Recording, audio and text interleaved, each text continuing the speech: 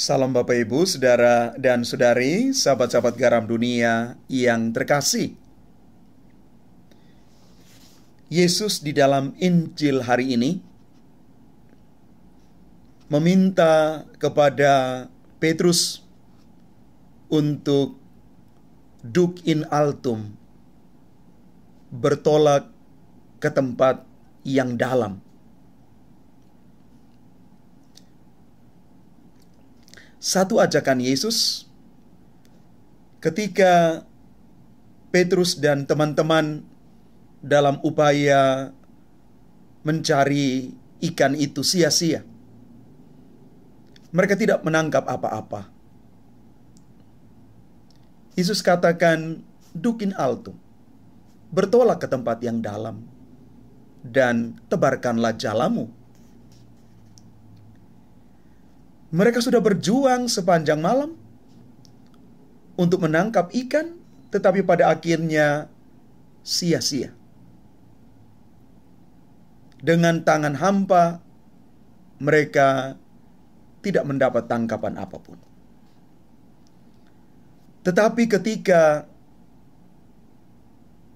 Petrus berhadapan dengan Yesus, Yesus mengatakan satu ajakan yang luar biasa. Tebarkanlah jalamu dan bertolak ke tempat yang dalam.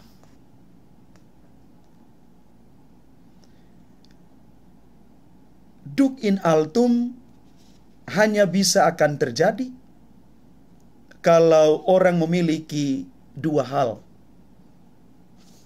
semangat, ketaatan, dan kerendahan hati.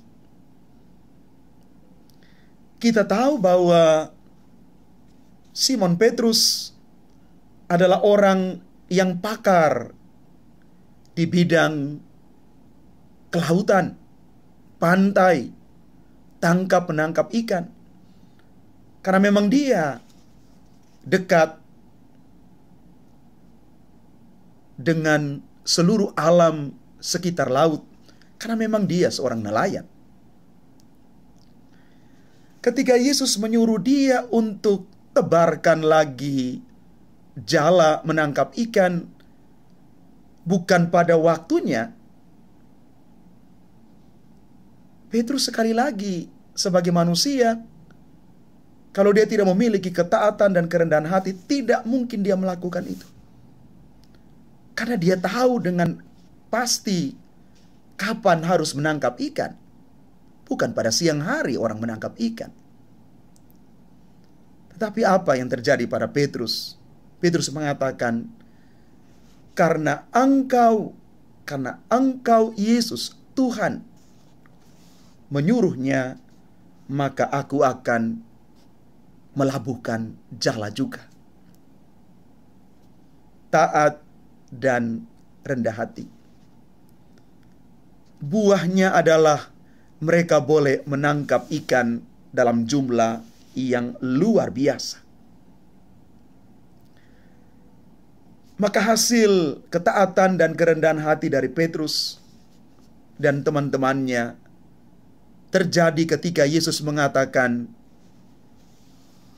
mulai sekarang kamu bukan lagi sebagai penjala ikan, tetapi kamu akan menjala manusia.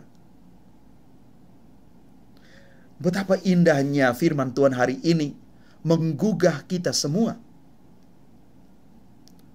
Maka kalau kita berkaca juga dari bacaan pertama hari ini, Rasul Paulus mengatakan bahwa Tuhan itu memanggil umatnya untuk mengubah diri dan menyelaraskan hidup dengan Tuhan. Dan diharapkan orang tidak memegahkan diri atas manusia, tetapi tetaplah rendah hati di hadapan Tuhan, sebab kita semua adalah milik Tuhan. Bapak, Ibu, Saudara, dan Saudari umat Tuhan yang terkasih, seringkali kesombongan itu membelenggu diri kita. Padahal Yesus mengajarkan kepada kita kerendahan hati dan ketaatan. Tidak ada dasar bagi kita untuk bermegah diri, karena semua yang kita terima, yang kita punya, datang dari Tuhan. Maka tugas kita adalah mengucap syukur setiap saat atas begitu banyak berkat, talenta, kemampuan yang Tuhan percayakan kepada kita. Dan ingat Bapak Ibu saudara-saudari yang terkasih, mengapa kita tidak menyombongkan diri? Karena kesombongan itu adalah awal dari kehancuran seseorang. Seorang yang bernama Ron Edmondson itu pernah menyampaikan kepada kita semua ciri pemimpin yang sombong atau angkuh. Dia mengatakan begini, para pemimpin sombong akan sangat mudah jatuh dalam kegagalan memimpin. Ketika mereka menjadi seorang pemimpin yang sombong, itu biasanya mereka tidak mau mendengarkan saran atau masukan orang lain. Mereka juga membuat pembelaan diri untuk kesalahan-kesalahan yang dilakukan.